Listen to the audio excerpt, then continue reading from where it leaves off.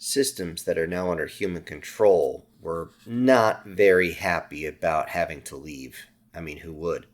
For a while, they tried to negotiate with humanity, as they really wanted to stay.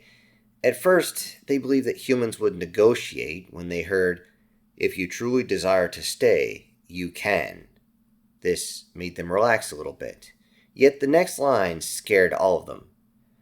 "As long as you sign documentation denouncing your citizenship to your own species and agree to live under human governance." Of course, the politicians fought this immediately. Of course they would. Why wouldn't they? All their authority is wrapped up in their position, and all their wealth is relevant to holding said position.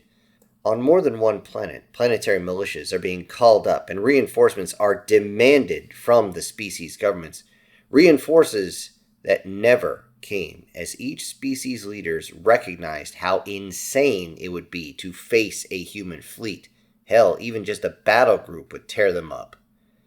They did receive ships, but these were simply transport ships to be used for evacuation. As the end of the timeline to leave came, one of the worlds actually tried to rally its forces, outnumbered 2-1 by human ships that are designed to take down entire planets. The humans could actually see other ships getting in defensive position around the planet. But instead of hearing threats from the human ships as these forces lined up, they received a message from the humans. It was only 3 words. Don't be stupid.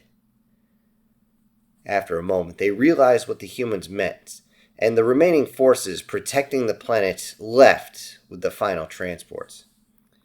On each of these new planets, there was always holdouts. There's always going to be. Human soldiers approached them and offered to take them to another planet, yet most simply refused. They would always claim that they were born on this planet. Here they would fight and die to protect it. The look on these sentients' faces when humans just simply nodded and then handed them over a data pad and then said, "If you choose to remain, sign here." Everyone was confused for a second, but did take the pad to look it over. The rules were very straightforward. They could keep their land as long as they agreed to the aforementioned items before. After reading it multiple times, no one could find any hidden issue that was there. They were now citizens of humanity as soon as they left their mark. Even with this basically peaceful transition, tensions remained high, even with the return of the humans to the council chambers. Even though humans never participated in it and always waved it off, there was always constant talk of the return of these systems. Yet the human delegates are firm in their decision to liberate those planets as simple compensation, and they say they will not advance. They will always say something like, "We could have just taken everything by force. Would you have preferred that option, or would you rather everything end amicably and we can continue our lives?" The High Queen heard about this through the emissary and found it very amusing, constantly wanting updates. Even though she was interested in this, like somebody waiting for their new favorite show to come on, it was not nearly as amazing as what her new half-drone emissary had told her. Even though this was more like sharing a thought and a feeling at the same time, the emissary actually proposed a way to receive more fresh genetic material than even the High Queen could handle. This obviously intrigued her, and the Queen opened her mind, and the emissary shared her memories of her wedding night. A night of drinking, dancing, and of course, debauchery that fascinated the High Queen to no end. When the memory reached its climax, the realization that this incredibly enjoyable sensation was actually an injection of fresh genetic material, the Queen was shocked. She didn't think this could be done. Normally, she just has the material ripped off of whatever is captured. She quickly ordered her drones to collect material in such ways, but the emissary had to halt her. She had to tell the High Queen that she has never looked into all her memories. For a few moments, the emissary will allow the High Queen full access, upon which the High Queen knew exactly what to do. Her commands trickled down to the sub-queens and tertiary queens, which followed the command, yet they were questioning. That is, until the High Queen shared the memory that shocked each of them. Each seemed to squirm in their own way, but followed the command almost single-mindedly now, as they had a lot of motivation going. It should be noted that the fruits of these labors would not be seen for years, as to do this was going to be a very delicate process. Years after this command in the Eroge sector, bug transport ships arrived and asked permission to dock with the human ships. There was some wonder, but it was clear that these ships were not warships at all. In fact, the biggest weapons they had were only good enough to stop any type of small meteor from breaking through the hull. This was strange, but seeming, what's the harm? Why not? They allowed the bug ships to dock. Upon connecting, the crew of each of these ships that were docked next to or inside of were absolutely shocked. Inside these ships were hundreds of bug drones which are always female. All of them completely bare, not a stitch on them, and all of them with one purpose in mind: to collect as much genetic material and bring it back to the queens. This shocked everyone, and all were a bit hesitant and kind of curious at the same time. Across the battle group, the commander decided to put out a message once he realized what was going on. In order to create a lasting peace, I am authorizing all to assist our visitors in their mission, provided each assistance is not taken into restricted areas. I also must amend my previous orders. As you all know, I have stated that when you go home, you are required to give the 10.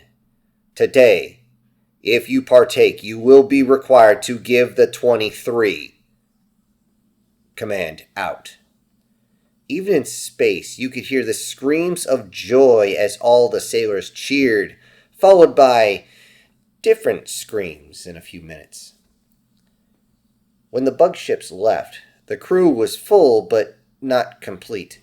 Several of the drones had actually experienced dopamine spikes and other chemical spikes that were so high that it actually severed the link between them and the queens. The word of this encounter quickly spread across the human fleets, yet the chain of command halted everything for over a year. Reason? Each of the soldiers that had partaken had to be held in quarantine as their bodies were checked for contaminants down to the quantum level. With each one getting a clean bill of health, a connection was given to the High Queen. Once established, they literally spoke to the emissary, basically speaking to the High Queen through her mind. One of the commanders simply looked into the emissary's eyes as he spoke. Your initial actions have brought about concerns amongst all the leadership within humanity's borders. Now that we have realized that you have acted in good faith, we will no longer restrict your interactions with humans in this matter.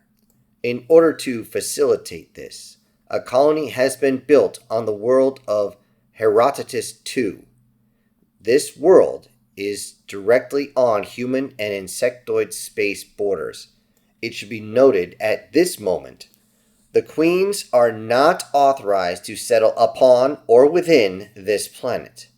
The options for this may change in the future, but are contingent on continuous acts of good faith.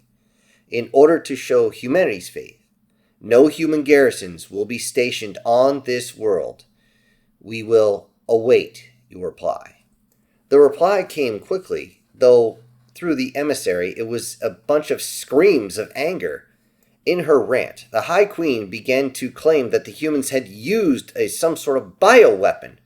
Though there was no poisons, viruses, or bacterial contamination, the High Queen was absolutely, royally pissed that she could not establish communications with over 30% of the drones she sent. As her rant continued, the Queen expressed her extreme delight upon receiving such rich diversity of genetic material, which seemed to calm her a bit. Yet soon she began ranting about how it contaminated her brood. Everybody was confused, and without a device to see what was going on, no one had an answer. They didn't know what was going on. It took several minutes before the High Queen sent a mental image into the emissary. The emissary's eyes suddenly got really, really wide as she yelled, "They all look human." It was decided to send a single ship to the insectoid homeworld to find out what happened. The Queen denied that she would not allow it at all. Instead, she said she would send this brood to Herodotus too for study. The brood that arrived did truly look more human than the emissary even, yet they still had some traits from the insectoid species. In particular, most of them had 4 upper appendages complete with hands. The height exceeded the average human male. Also, the thicker skin, although it was a soft chitin, it was clear that they could definitely take a hit. After a full year of study and examination, there was finally a reasonable conversation with the High Queen. It turns out that the human genome is just really strong, which is probably why, despite the protest of the queens, there seems to be a constant influx of fresh brood with one objective in their minds, and that's to collect as much genetic material as possible. And perhaps in spite of the danger, the High Queen had actually become fully addicted to the human genetic material. One can only speculate that having so much caused mental communications with the High Queen to simply go dark. As word about this reached the other sentient species, they all wanted to attack the bugs. Yet they had not forgotten what happened last time they went against a tertiary queen and her fleet. This scared them, of course, though one thought scared them even more than even the thought of a bug invasion. What if the insectoids become like the humans? This thought rippled through their entire governments, and they all started to call up to their own representatives saying, "Please, call off the humans before they screw up everything." Literally. The sailors of the human fleet didn't fret at all. In fact, every time they passed by Herodotus' sector, the entire crew would bust out in song saying, "Let's all get laid, my boys. Let's all get laid." They would do this even if they were not slotted to stop in the sector. But the joke just remained, and it did help with morale, which is why the chain of command really didn't care. Though it is noted that even the females enjoyed being around even more females for a change, as even in this time, females are severely outnumbered by males, and they would like to hang out with their sisters for a change. As far as those that break free from the hive mind, they had some issues adjusting to their new paradigm. They would call it scary, difficult, exciting, and of course, fun.